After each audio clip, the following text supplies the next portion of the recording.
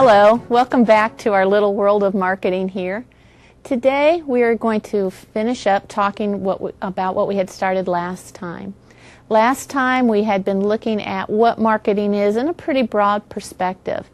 We started off by looking at the fact it's a support function, that it's trying to satisfy customer needs, and then we started looking at some of the activities marketing does to meet those customers' needs. Well, today we're going to go off on a little different tangent with that, and we're going to say, how did we get to this point? Why is marketing important? Why was it even invented, to use a kind of strange word?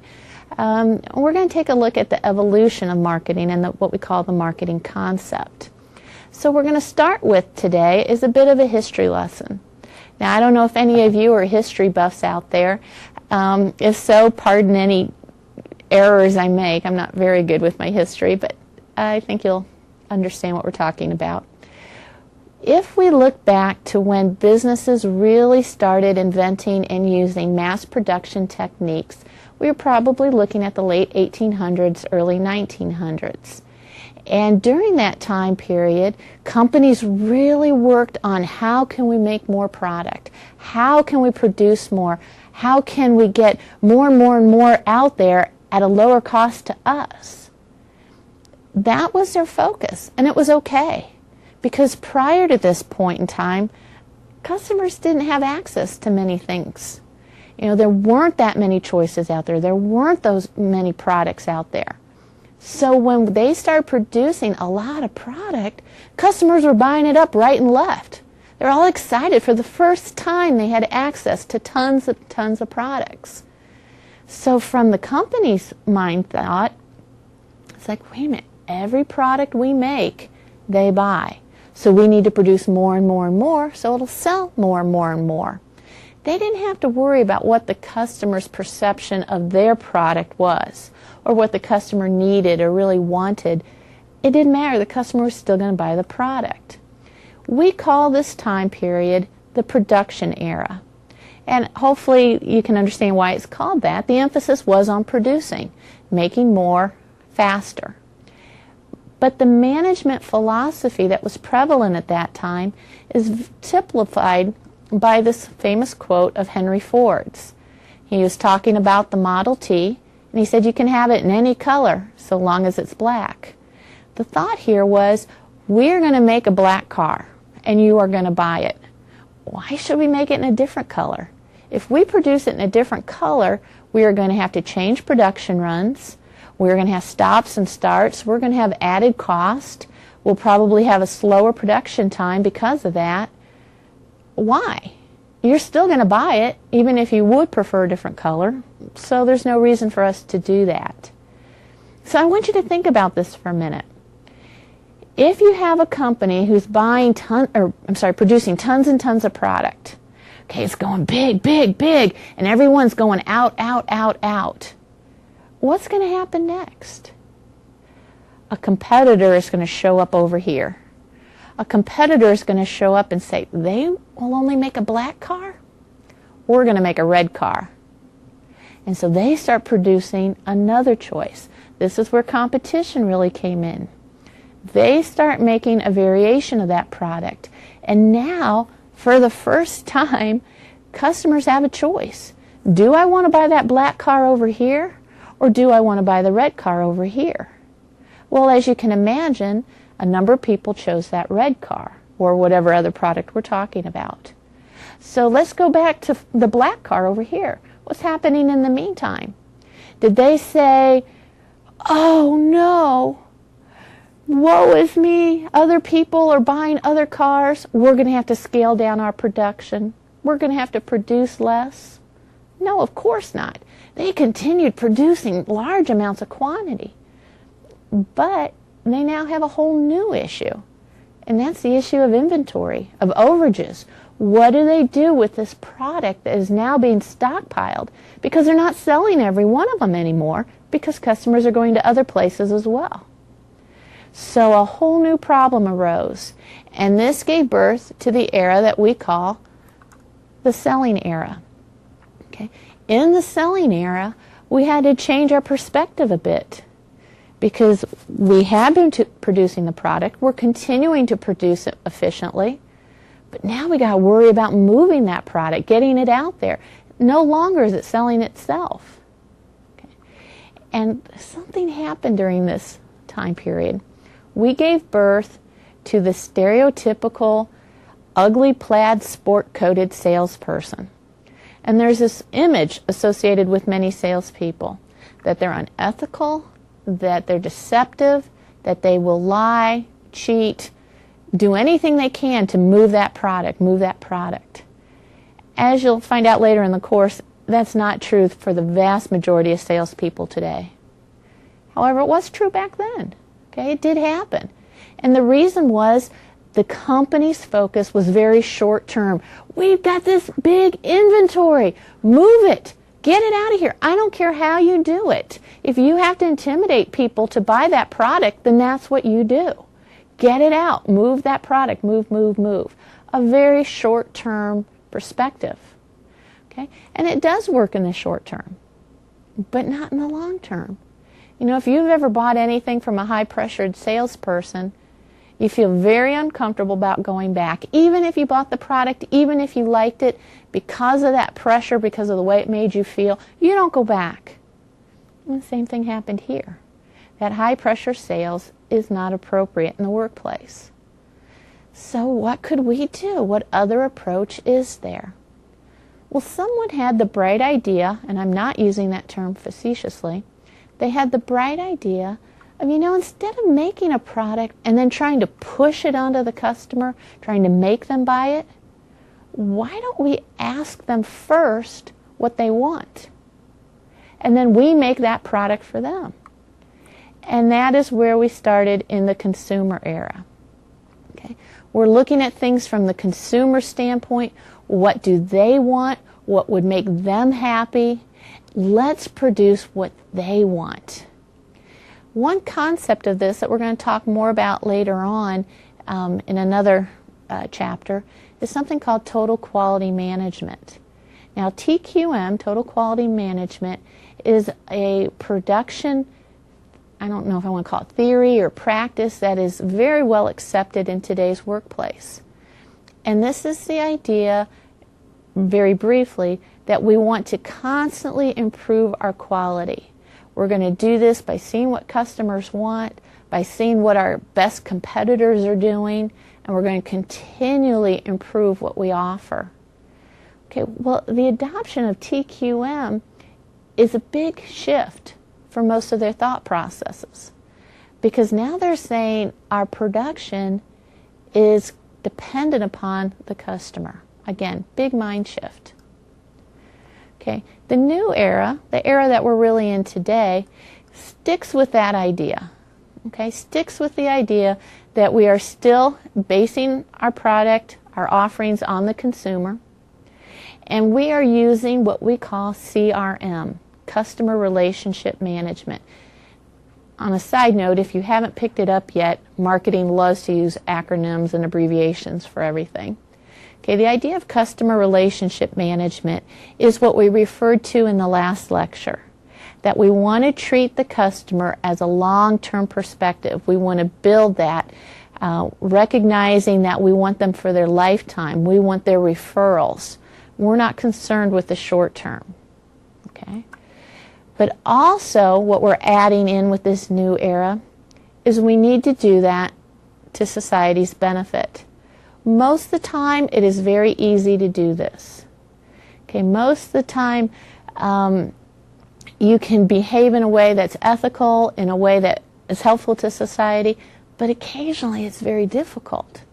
And a lot of that depends on your industry. Some industries that have a built-in problem with keeping their customers happy in the long run versus keeping society happy are tobacco industry, alcohol industry, some drug manufacturers, gun manufacturers. Those are all industries where society as a whole may want one thing, but what their customers want is something totally different. So they have a hard time rectifying these two. Another example is McDonald's. Some of you may remember, if you're a little bit older, that McDonald's used to serve all their hamburgers and everything in styrofoam containers. That kept them very hot. Okay, well, as all of you know, styrofoam is bad for the environment. And so McDonald's switched over to paper. It was a socially beneficial move to make. Is it good for their customer? Well, it doesn't keep the product as hot, but McDonald's studies show that people usually buy their McDonald's hamburgers and wolf them down right away, so that wasn't a big problem for them. So in this case, they were able to satisfy both. Okay. One other component that's going on in the new era today is that of accountability. Accountability means we have to show that we are being responsible. We have to show that we're being fiscally responsible, managing our money properly, and also that we're being socially responsible. One area that shareholders look at us for in terms of measuring our fiscal responsibility is our return on investment, our ROI. Now that's a concept we're not really going to go into in this course. It's more of a financial analysis, but it's important to know we use it in marketing too. We're looking to see, is our investment worth what we're actually getting back? Okay, one other thought I want to make before we move on is I talked about these eras as if they happened in specific time periods, and a lot of them tended to do that. We'd have most industries in the different eras at the same time. However, you will experience people who think as if they're in the production era, and you will come across people who think like they're in the selling era, and etc. So when people have that frame of reference, when they think or act as if they're in a specific era, we say they have that orientation. So they have a production orientation or a selling orientation.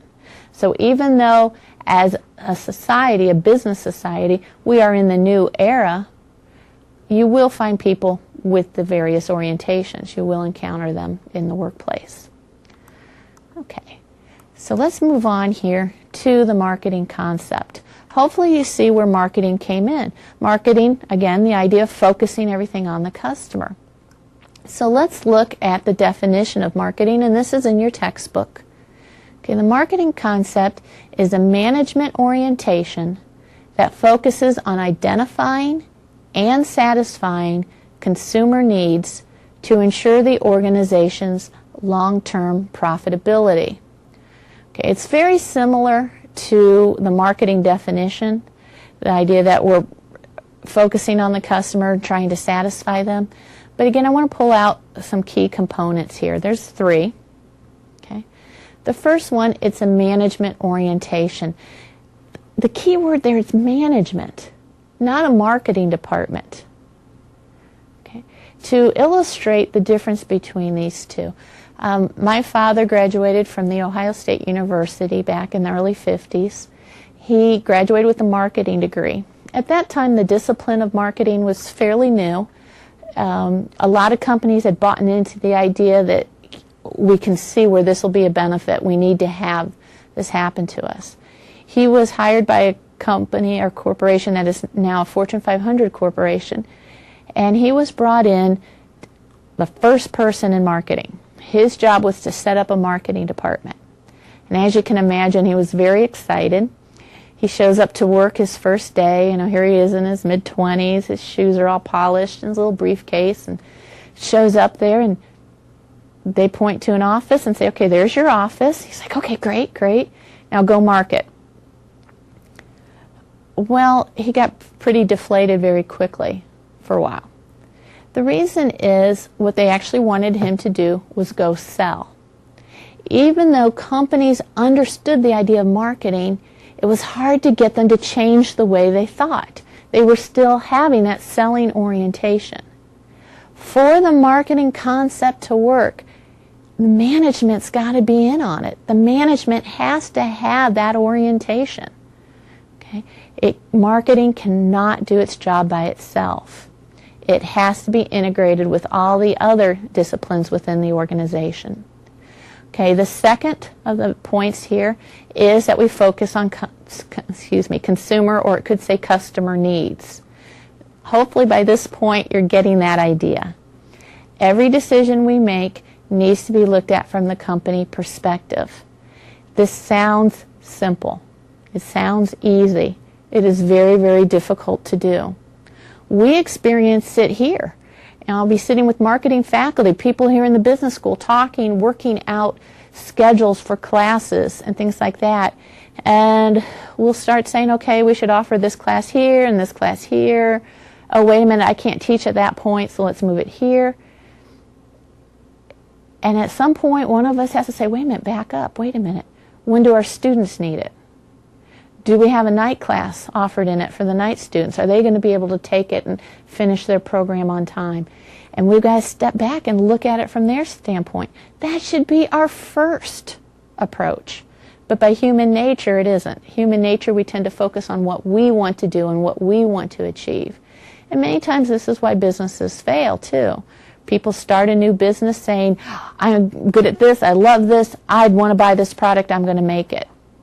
Did they do any research? Do they know if the world out there wants to buy it? Many times the answer is no. Okay, the third point about the marketing concept is we need to focus on long-term profitability or another organizational goal if that's appropriate. So the whole organization is working together to satisfy the customer and achieve a profit. Okay, now I have up there that it could be another organizational goal as well. For example, if you were working for a not-for-profit organization, your goal would not be profitability. Your goal may be to reach a certain number of people or to start getting into a new area of services. Okay, it doesn't matter what the goal is, it's just that the most common goal is profitability. Okay, so again, total company, focusing on the customer, in order to achieve long-term profitability. Okay, so let's try and summarize the points we've made here today. Okay, marketing has evolved into the customer-focused discipline it is today. It has not always been that way. Okay? In fact, for most of history, it was quite the opposite. It was focused on business and what they wanted to do and what was easiest for them to provide. So this is, again, a different way of thinking, looking at it from the customer standpoint. Secondly, within the workplace, there is a variety of orientations, approaches towards achieving a successful business. This is what I was talking about earlier when I stated that people are going to have different thoughts, and we need to be prepared for that. I worked for an organization. I went in with the marketing orientation, and my boss had a very much of a sales orientation. I was selling a product. We had excess inventory in this particular product, and he said, I want you to go to a certain customer of mine. I want you to go to them and convince them that they want this product. I said, I've talked to them about it. I've tried to demo it with them and everything. They just really don't want that product. However, they are interested in some other things. He says, great, follow up with those, but convince them they need that product. So they don't want it. Convince them, show them our study, show them how much people like it. Well, this is trying, again, to indicate to you that people in the world today, in the business world, are going to come from different orientations. And many times it's hard to talk to them because of that. You're talking apples to oranges. Okay, and the final point, for marketing to be effective, it takes a whole organization to work in an integrated fashion. If you are manufacturing a product, you should not manufacture that product until marketing has given you the information from the research. Till we've worked together on a design that the customer wants, for which there's a demand for. We need to work with the financing and accounting people to make sure that we're using funds effectively. Nobody spends money better than marketing people. We spend tons of money. But, as we talked about in the new era here, we are held accountable for that. So all that money we spend better go towards achieving our goals. Okay. I hope you have a great day. We'll see you next time.